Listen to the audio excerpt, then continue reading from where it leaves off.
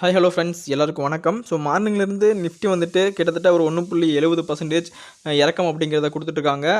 இதில் பார்த்தீங்கன்னா ஐடியை தவிர மற்ற எல்லா செக்டர்லேயும் வந்துட்டு ஒரு இறக்கம் அப்படிங்கிறது மார்னிங்லேருந்தே நம்மளால் வெளிப்படையாக பார்க்க முடியுது. முழுக்க முழுக்க வந்துட்டு ஒரு பேனிக் செல்லிங் மட்டும்தான். அது மட்டும் இல்லாமல் ப்ராஃபிட் புக்கிங்கும் நடந்துட்டு தான் இருக்குது. சில மியூச்சுவல் ஃபண்ட்ஸ்லாம் வந்துட்டு அவங்களோட ஸ்டேக்கை குறைக்க ஆரம்பிச்சிட்டாங்க. அதனால தான் இந்த சடன் ஃபால் அப்படிங்கிறது உண்டாயிருக்கு. இதில் நமக்கு நிறைய சான்சஸ் அப்படிங்கிற உருவாயிருக்கு. அதை தான் இந்த வீடியோ நம்ம கிளியராக பார்க்க போகிறோம்.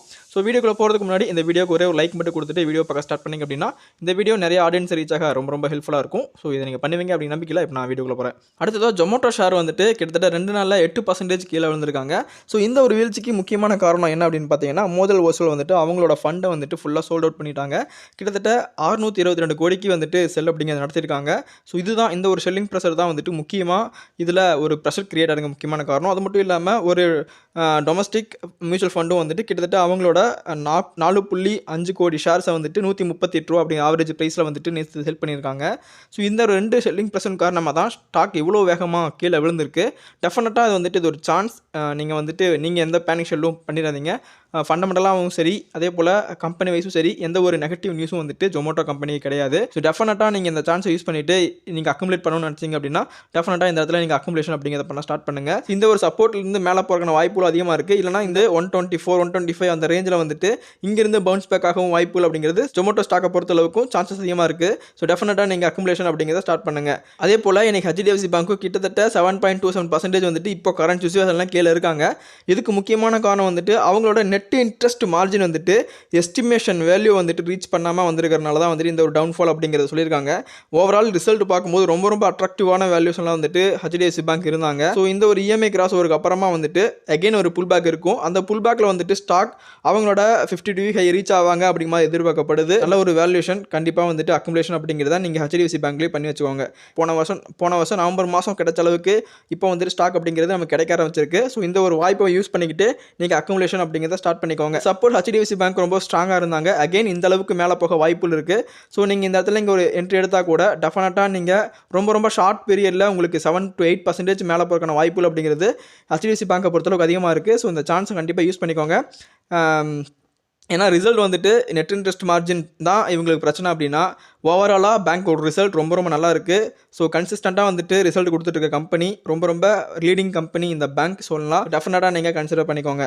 அதே போல் இன்றைக்கி கர்நாடகா பேங்க்கில் பார்த்தீங்க அப்படின்னா நியர்லி ஒரு 2% ஒரு டவுன்ஃபால் அப்படிங்கிறது உண்டாயிருக்கு. இதுக்கு முக்கியமான காரணம் வந்துட்டு அவங்க கிளிக்ஸ் அப்படிங்கிற ஒரு NBFC கம்பெனியோட டைப் அப்படிங்கிறத பண்ணியிருக்காங்க. இந்த கம்பெனியை முழுக்க ஒரு MSME லோனை வந்துட்டு ப்ரொவைட் பண்ணிட்டு இருக்காங்க. ஸோ MSME லோன் எடுத்துக்கிட்டாலே வந்துட்டு கொஞ்சம் ரிஸ்க்கான ஒரு லோன் செக்மெண்ட் தான். இருந்தாலும் ரீசெண்ட் டைமில் வந்துட்டு இந்தியாவோட GDP growthக்காக இந்த MSME தான் வந்துட்டு அதிகமான கான்ட்ரிபியூஷன் அப்படிங்கிறத கொடுத்துருக்காங்க.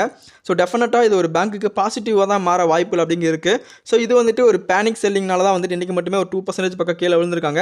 அது மட்டும் இல்லாமல் அந்த 2%னால வந்துட்டு கிட்டத்தட்ட ஒரு பிரேக் டவுன் நமக்கு கிடச்சிருக்கு. அந்த பிரேக் டவுனில் வந்து ரீடெஸ்ட் அப்படிங்கிறதையும் ஸ்டாக் இன்றைக்கி முடிச்சிருக்காங்க. ஸோ டெஃபினட்டாக ஃபர்தராக வந்துட்டு நல்ல ஒரு அப்டென்ட் கொடுக்க வாய்ப்புகள் அதிகமாக இருக்குது. ஒருவேளை கர்நாடகா பேங்க் நம்ம ஆல்ரெடி இங்கேயே நீங்கள் கன்சிடர் பண்ணுங்கள் அப்படிங்கிற மாதிரி சொல்லியிருந்தோம். ஒருவேளை இந்த சான்ஸை மிஸ் பண்ணியிருந்தீங்க அப்படின்னா அகைன் வந்துட்டு இங்கே ஒரு சான்ஸ் உருவாயிருக்கு. இந்த சான்ஸை நீங்கள் யூஸ் பண்ணிக்கோங்க. டெஃபினட்டாக வந்துட்டு ஸ்டாக் ரொம்ப மேலே போக வாய்ப்புகள் அப்படிங்கிறது ரொம்ப அதிகமாக இருக்குது. ஏன்னா ரீசெண்ட் டைமில் நல்ல ஒரு வால்யூம் இன்க்ரீஸும் நடந்திருக்கு ஸ்டாக்கை பொறுத்தளவுக்கும். ஸோ டெஃபினட்டாக நீங்கள் கன்சிடர் பண்ணிக்கோங்க. ஸோ கர்நாடகா பேங்க்கும் வந்துட்டு டெஃபினட்டாக கன்சிடர் பண்ணுற ஒரு ப்ரைஸில் தான் இருக்காங்க.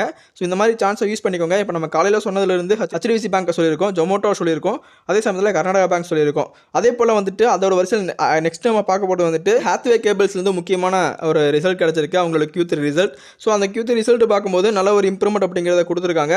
நெட் சேல்ஸ் வந்துட்டு கிட்டத்தட்ட 504 கோடி ரெஜிஸ்டர் பண்ணியிருக்காங்க. கிட்டத்தட்ட 5.4% வந்துட்டு இம்ப்ரூவ்மெண்ட் அப்படிங்கிறது இன்றைக்கி மட்டுமே நடந்திருக்கு. அதே சமயத்தில் வந்துட்டு குவார்டர்லி ப்ராஃபிட் அப்படின்னு பார்க்கும்போது 22 கோடி வந்துட்டு ரெஜிஸ்டர் பண்ணியிருக்காங்க. கிட்டத்தட்ட 22.27% இம்ப்ரூவ்மெண்ட் அப்படிங்கிறது கொடுத்துருக்கு. 28.74 crore வந்துட்டு ரெஜிஸ்டர் பண்ணியிருந்தாங்க.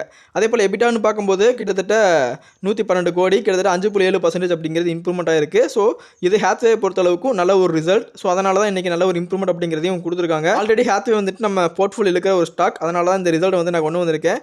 டெஃபினட்டாக இந்த நியூஸ் வந்துட்டு உங்களுக்கு ரொம்பவும் கான்ஃபிடன்ஸாக இருக்கும்னு நினைக்கிறேன். ஸோ ஸ்டாக்கை வந்துட்டு தொடர்ந்து ஹோல்ட் பண்ணுறதுக்கு இது ஒரு நல்ல வாய்ப்பு. ஸோ இந்த ஸ்டாக்கை வந்துட்டு நீங்கள் செல் பண்ணாமல் டெஃபினட்டாக உங்களோட போர்ட்ஃபோலியோலே வச்சுக்கோங்க.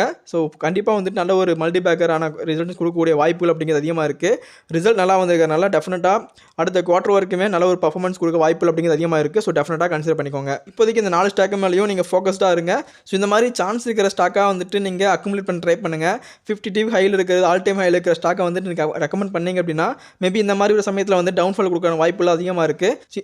ஏற்கனவே டவுனில் இருக்கிற ஸ்டாக்காக பார்த்து நீங்கள் பை பண்ணும்போது டெஃபினட்டாக அது அப்பர் ட்ரெண்ட் போகும்போது உங்களுக்கு நல்ல ஒரு ப்ராஃபிட் தரக்கான வாய்ப்புகள் ரொம்ப ரொம்ப அதிகமாக இருக்குது. அதனால் இந்த மாதிரி ஸ்டாக்கை வந்துட்டு அக்குமுலேட் பண்ண பழகிக்கோங்க, ட்ரை பண்ணுங்கள். ஓகேங்களா? இதுதான் வந்து இன்றைக்கான வீடியோ. டெஃபினட்டாக இந்த வீடியோ உங்களுக்கு போர்ட்ஃபோலியோ மேனேஜ் பண்ணுறதுக்கு ரொம்ப யூஸ்ஃபுல்லாக இருக்கும் நம்புறேன். இந்த வீடியோ பற்றின கருத்துக்களை மறக்காமல் கமெண்ட்டை சொல்லுங்கள். மீண்டும் இன்ட்ரெஸ்டிங்கான வீடியோ மீட் பண்ணலாம். தேங்க்ஸ் ஃபார் வாட்சிங் ஃப்ரெண்ட்ஸ்.